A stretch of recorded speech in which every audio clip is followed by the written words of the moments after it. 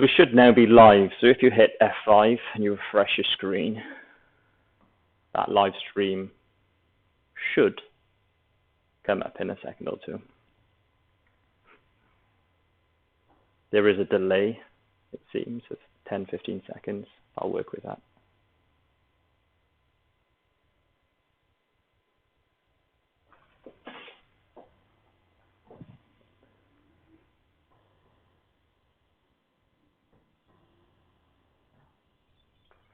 I can hear you loud and clear.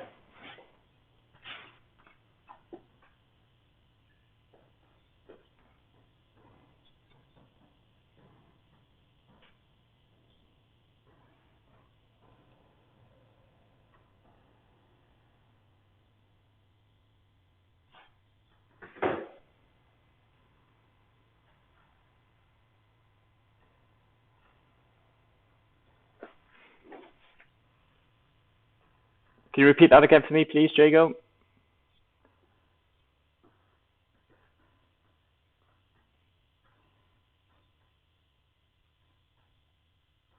Right, you should be able to open up in desktop.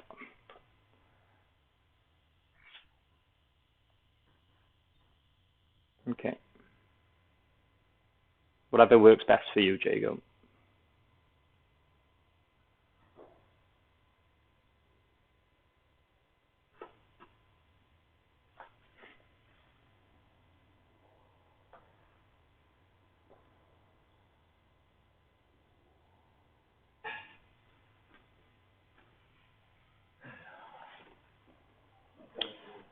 So in theory, that is live.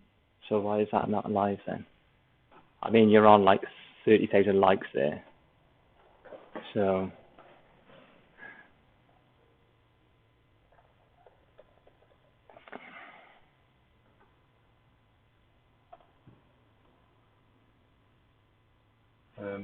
yeah, go in there. Go to the channel. Videos, is it?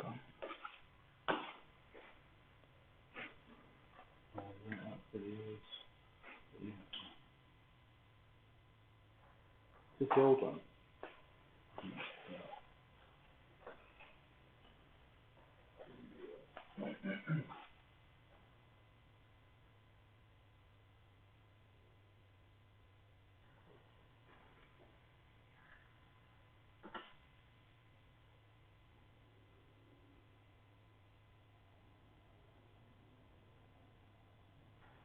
Right, it's going. So that's going. Can we share? Link. Copy. Follow that. okay, boys, there's a new link from Mr. White. Can we click on there? That should take you directly to YouTube with a live stream. Oh, winner. Can you just give me a yes, I can see it if it works?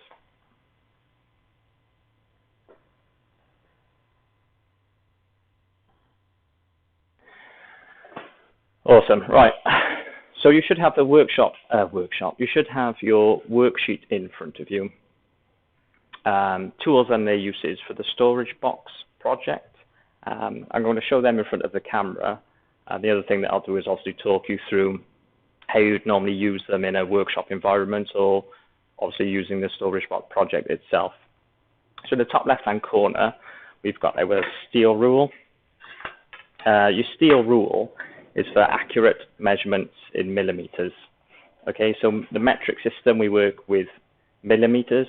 If you're talking about imperial, obviously you tend to work with inches. So if I turn that over, you've got inches as well. All right, so your steel rule is for the accurate measurement in millimeters. Your tri-square, okay. Now in terms of the language that we use in design technology, we like to use words like adjacent and perpendicular, parallel to, and a tri-square is for checking that a line is perpendicular to a straight edge. All right, so we can also check maybe that our cut is square, as it were. All right, like so, or we can put it on the end, or we can hold it up to the light, or we can just double check that that end Okay, that corner there is square or 90 degrees. So that's a tri-square with a TRY square as opposed to a TRI. The next one we're going to look at is our Stanley knife. Now, a Stanley knife is used for scoring wood before sawing to prevent splitting. And we also talk about that as tear out, and I'll quickly go and get a Stanley knife for you.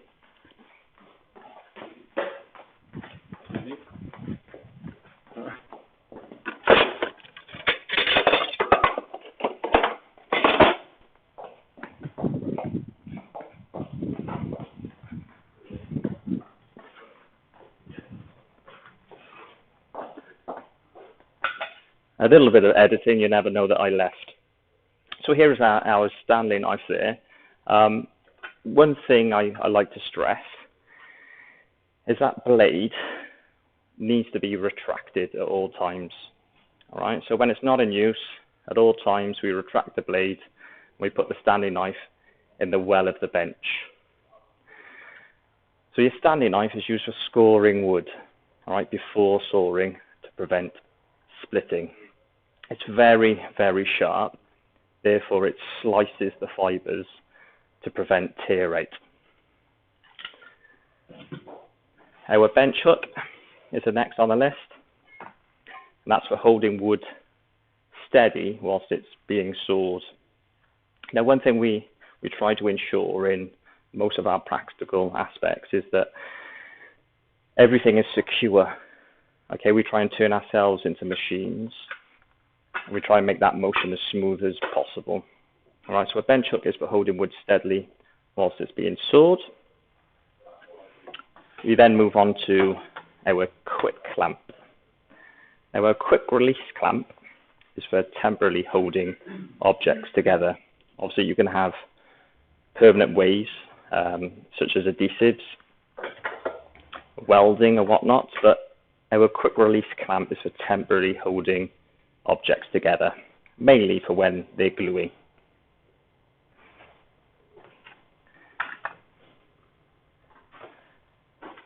The tenon saw is for sawing wood in straight lines. And whilst it's not listed, I am in a workshop. We are on YouTube, so I may as well show you. Is a coping saw.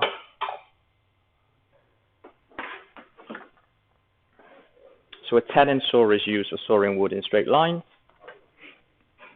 Therefore, our coping saw is used for cutting curves. Okay, and we tend to say it's for wood. Now, a coping saw will happily cut through thin boards, and you can see the differences, can't you? Okay, of the blade.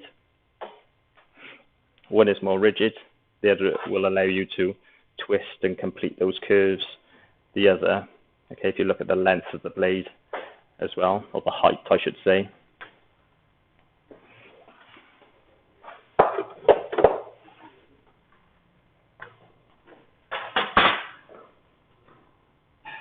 Our marking gauge. Our marking gauge is used for marking parallel lines to an edge.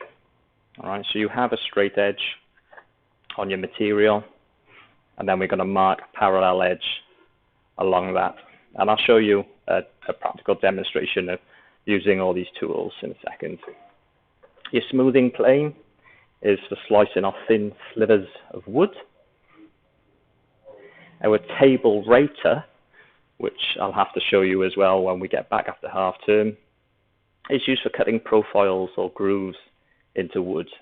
And if we think about our storage box, you can have a round over, or you could have a nice chamfer on that top edge. It's your choice. I'll just change the cutter as and when needed.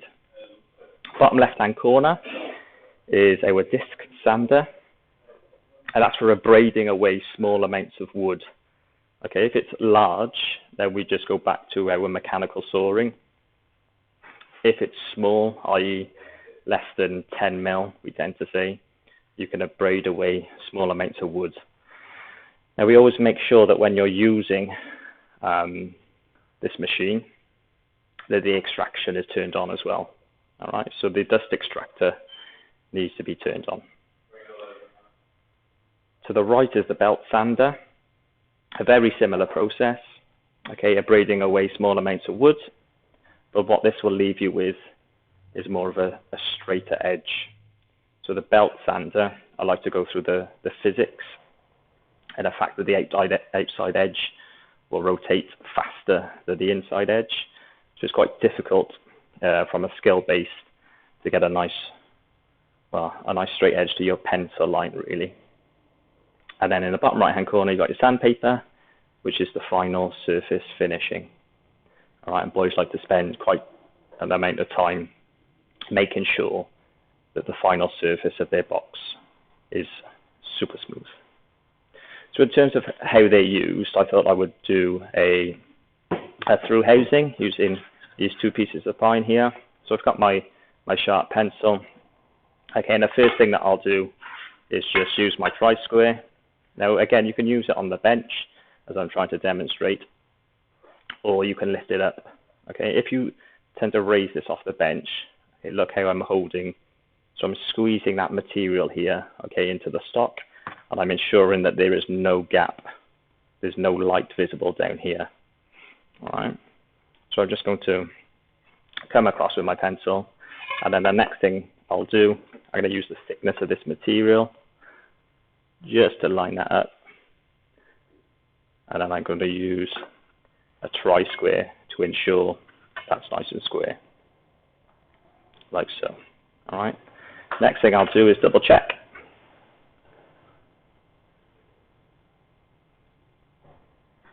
And then I want to follow those lines down. All right. So again, make sure that you're squeezing your material and that there is no gap, there's no light coming through. And if I release the pressure, okay, I can move this tri-square up and down.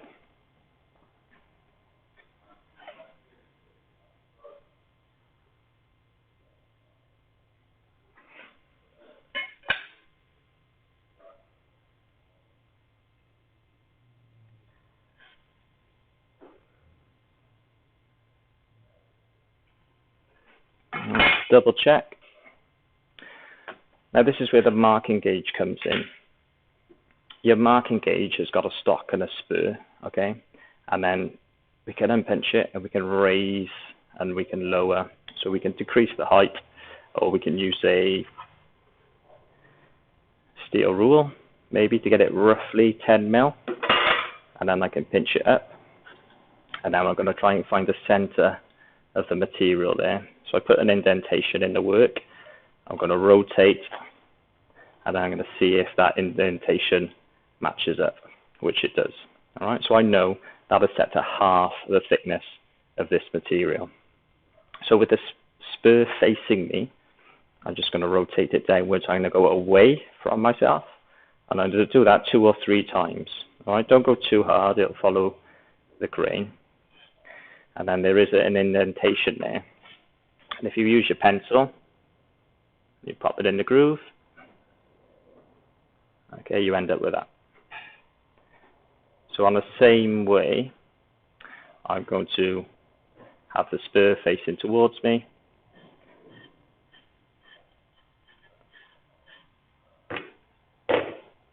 And again, look for the indentation.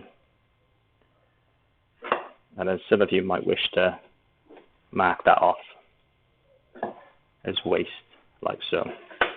Right, so double check. We're going to have the thickness of the material. Happy. Okay, that's fine. So the next thing we wish to do is to use our Stanley knife. Our Stanley knife is for scoring wood, remember, before sawing. Because it is so sharp, it'll slice through the fibers. Now a saw, the tenon saw, is quite an aggressive cut. All right, and we tend to say that it tears the fibers, whereas this will cut.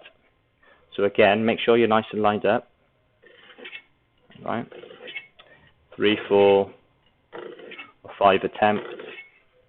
We're in no rush. We don't want to put a large amount of pressure on and sort of slip over and take the top of our finger off. We're just going to take our time and do 3, 4, 5, 6 or whatnot. Right, same here.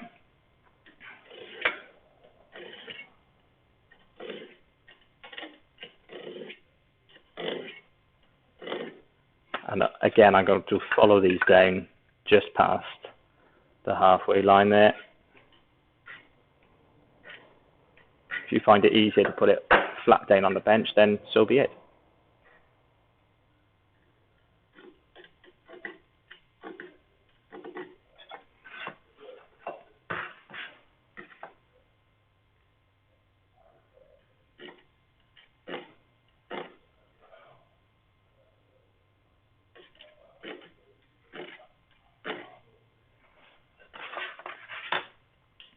Retract the blade, put it into the middle of the well. We're then going to take our bench hook. All right, we're going to pop it in the vise. So we just pop it in the woodworker's vise, and I pinched him up. And if I do the right hand side cut first, I take my quick clamp, okay, and I make sure that is facing inwards. All right, it's facing the well of the bench. They do come in different lengths, and again, if that end is protruding out, someone might bump into it and they might mess up your work, or they might get injured themselves. So now looking at a tenon saw, okay, you need to just come inside your marked line. I tend to use my thumb, either the knuckle or the end, just to do my back cuts. All right, so I drag it back, 1, 2, 3. Again, just so that your saw can sit in that little groove that you've made. All right. I've got my trigger finger pointed, therefore my tenon saw can't rotate. And then I start an angle. I just take my time and I increase the length strokes, and then I just drop the back of the blade. Okay. You can move your hand because your work is still clamped.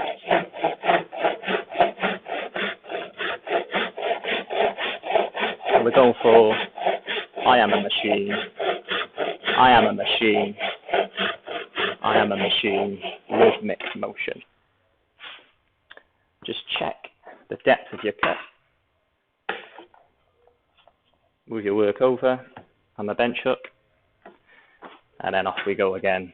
All right, so again, trigger finger, okay, boxing stance, and do your back cuts. Double check.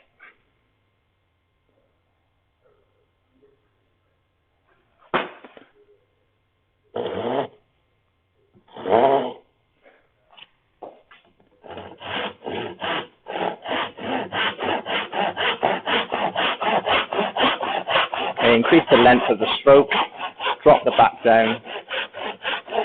I am a machine. Lock your shoulder, elbow, and wrist. Double check the front.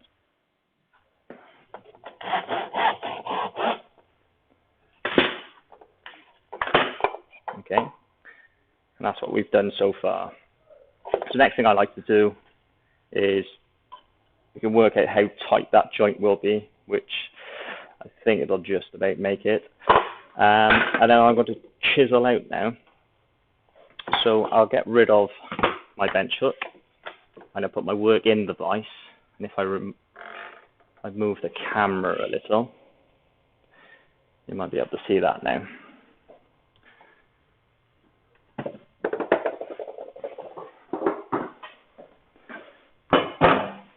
So in terms of chiseling, oof. Okay.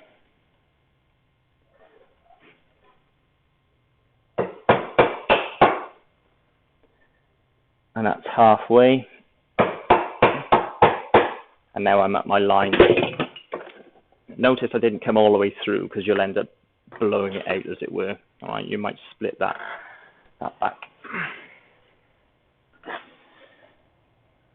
So I'll take off half of the material.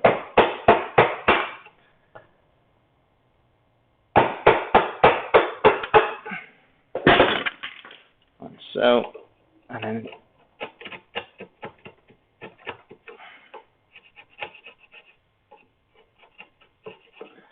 tidy up that joint there.